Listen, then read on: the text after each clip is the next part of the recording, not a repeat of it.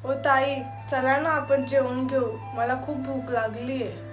अगं थांब थोड्या वेळ, अजून भाऊजी पण नाही आले आणि मामांजी पण येतच असतील, मग सगळे सोबतच जेवू आपण.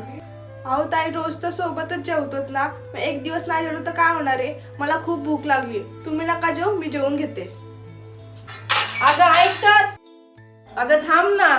बरं ठीक आहे, तुला भूक लागली ना, तू जेवून घे, आम्ही नंतर जेवतो. रोज सोबत बसणं गरजेचं आहे का?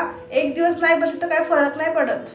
अगं तसं नाही ग पूजा, एक तर दिवसभर आपण बिझीच असतो ना, संध्याकाळी सोबत जेवतानाच तेवढ्याच गप्पा गोष्टी होतात.